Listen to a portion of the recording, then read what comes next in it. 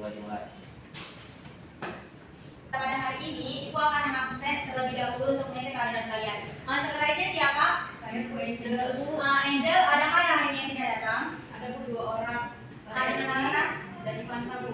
Nama keterangan. Oke, baiklah. Materi minggu lalu kita mempelajari tentang ekosistem. Nah, siapa yang masih ingat tentang materi ekosistem itu apa aja susunannya? Saya Bu. Ya, Aristi apa aja susunannya? Jadi saya ingat susunannya itu ada abiotik sama biotik. Kalau contoh abiotik itu kayak air, cahaya matahari, tanah, sama udara. Kalau yang biotik itu manusia, tumbuhan dan hewan. Oke, baik. Jadi benar ya, sebenarnya dari ekosistem itu komponennya itu ada abiotik dan biotik. Yang tersusun dari hewan, tumbuhan, terus air, terus cahaya, dan juga tanah. Baik, untuk melanjutkan materi kita pada hari ini tentang keanekaragaman hayati, Ibu mau tahu dulu dong, yang ada di gambar ini pernah nggak kalian jumpai dalam kehidupan sehari-hari? Pernah Bu. Contohnya itu apakah saja dalam gambar ini yang kalian jumpai dalam kehidupan sehari-hari? Kucing. Kita sudah bisa menebak tentang perbedaan hewan dan tumbuhan yang ada di sekitar kalian. Nah, pada materi ini kita akan membahas tentang keanekaragaman hayati. Nah, seperti yang kita tahu, keanekaragaman hayati adalah keanekaragaman yang ditunjukkan dengan adanya variasi makhluk hidup yang meliputi bentuk, penampilan, jumlah, serta ciri lainnya ekosistemnya. Nah, keanekaragaman tingkat gen ini yang ditimbulkan karena adanya variasi susunan gen dalam suatu spesies, yaitu pada spesies kucing yang terdapat variasinya itu ada kucing angora, kucing berbulu panjang, kucing siam, dan juga kucing Benghazen. Dan yang kedua itu ada keanekaragaman tingkat jenis. Keanekaragaman ini timbul karena adanya perbedaan dari berbagai jenis spesies makhluk hidup di suatu tempat. Misalnya, di halaman terdapat pohon mangga, mawar, semut, belalang, kupu, dan juga bunga melati.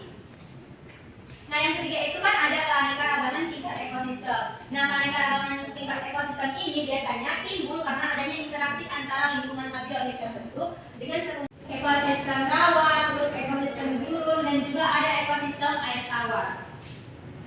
Baik anak-anak, seperti gambar yang dijelaskan di PPT ini, itu adalah salah satu keanekaragaman hayati. Nah, siapa yang tahu jenis bunga ini apa namanya? Saya Bu. Bunga bangkai. Malakai Bu. Ya benar ya, ini namanya bunga bangkai atau bunga Rafflesia arnoldi. Nah, bunga Rafflesia ini biasanya ditemukan di mana? Di mana Bu?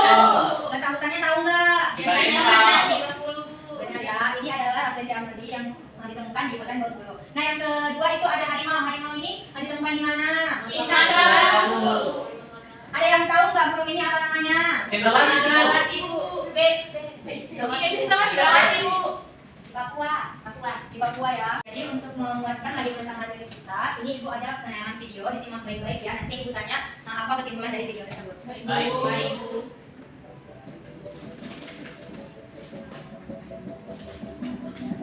Keanekaragaman hidup sering juga disebut sebagai biodiversitas. Biodiversitas berasal dari bahasa Inggris yaitu biodiversity yang merupakan singkatan dari biological diversity. Sedangkan keanekaragaman hayati merupakan ungkapan pernyataan tentang terdapatnya berbagai macam variasi atau perbedaan sifat atau ciri di antara makhluk hidup yang ada di suatu tempat. Rendah terdapat di Pulau Jawa, Bali, dan Sulawesi. Selanjutnya ada ekosistem hutan basah pegunungan terdapat di Pulau Jawa, Sumatera, Sulawesi, dan Papua.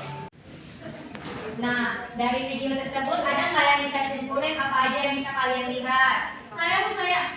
Ya Pipa, apa aja yang bisa kamu lihat dari video tersebut? Jadi Bu, setelah dari videonya terdapat tingkatan spesies Bu. Contohnya itu ada kucing, harimau, ada apa lagi tadi ya? Yang saya cuma bisa aja Bu. Singa ya? Ya singa Bu. Baik ya, itu benar. Dan untuk harimau ada kucing, ada singa, ada juga ada cita. Itu termasuk dari keanekaragaman tingkat spesies. Nah, untuk pemahaman kalian lebih lanjut, Ibu akan memberikan sebuah LKPD berbasis masalah yang harus kalian selesaikan. Nah, LKPD ini akan menghubungkan kalian bagaimana sih solusi dari mengatasi ancaman dari keanekaragaman tersebut. Pengarahan LKPD ini tentang ancaman keanekaragaman hayati akan dipandu oleh Pak Jere. Baik, selamat siang rekan sekalian. Nah, tadi sebelumnya kalian sudah mendengar pemaparan dari Ibu Emi terkait apa itu keanekaragaman hayati, contohnya serta contoh-contoh keanekaragaman hayati yang sering kalian temui di kehidupan sehari. Nah, kali ini kita akan mengerjakan lembar kerja kita didik terkait keanekaragaman hayati, yang dimana anak-anak sekalian akan membentuk kelompok dan akan berdiskusi bersama teman kelompok. Kita sekalian, di sini kita akan mengerjakan LKPD ini akan provokasi dan saya akan menjelaskan beberapa petunjuk untuk mengerjakan LKPD. Baik Pak.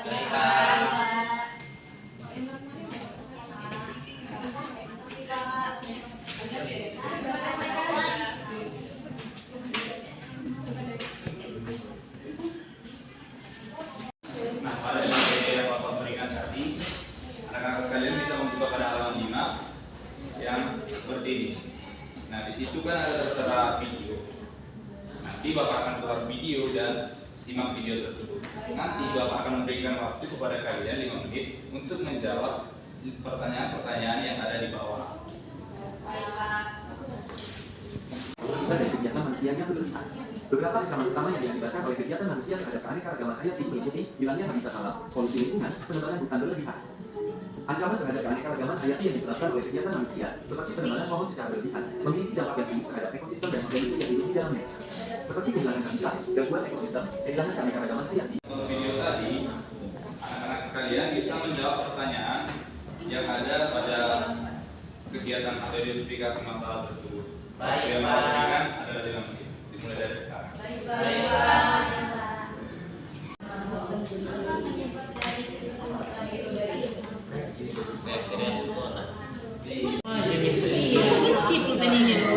Kalau kami masih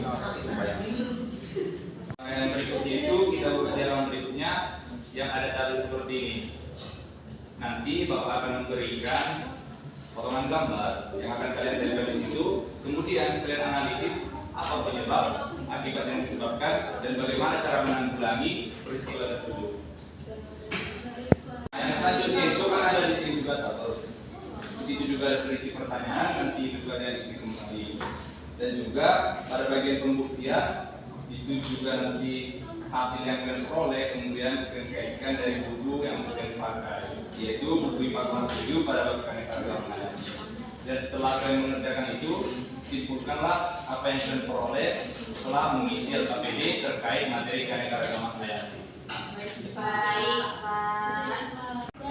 Nah, sekalian sudah selesai mengerjakannya? Sudah, Pak. Nah, bagi yang sudah selesai bisa mempresentasikan hasil diskusi yang pernah kalian buat. Kira-kira yang mana ini? Kelompok Karisti mungkin bisa masuk. Nah, jadi berdasarkan video yang telah kami lihat, jawab pertanyaannya yaitu yang pertama, apa penyebab dari peristiwa tersebut? Jadi peristiwa tersebut itu adalah peristiwa kebakaran hutan yang disebabkan oleh ulah manusia seperti hanya membuang puntung rokok sembarangan. Jadi kan sekarang kan itu musim panas ya, jadi daun-daun kering itu akan cepat terbakar karena puntung rokok tersebut, jadi terjadi kebakaran hutan. Yang kedua, apa dampak secara langsung yang diberikan kepada makhluk hidup seperti manusia, hewan, dan tumbuhan. Jadi dampak dari peristiwa itu akan matinya atau punahnya hewan dan tumbuhan yang ada di situ. Yang ketiga, apa akibat yang ditimbulkan pada makhluk hidup jika kejadian tersebut berlangsung dalam waktu yang lama. Jadi makhluk hidup akan punah karena populasinya menurun. Bukan yang kita lakukan untuk menjaga hutan itu, yaitu menjaga hutan, menanam kembali pohon, tidak membakar hutan untuk membuka lahan, dan lain-lain. Kemudian, berdasarkan data yang telah diperoleh, yang kami diskusikan bersama teman-teman kami terkait solusi yang kami tawarkan untuk mengimplementasikan untuk menjaga keanekaragaman hayati. Yang pertama itu kami akan menjaga hutan, tidak membuang sampah sembarangan, tidak lagi membakar hutan untuk membuka lahan, dan kami akan menanam kembali hutan yang sudah mundur. Nah, tadi kita sudah mendengar jawaban dari kelompok Karisti, jawabannya sudah benar. Mari kita berikan aplaus kepada kelompok Karisti.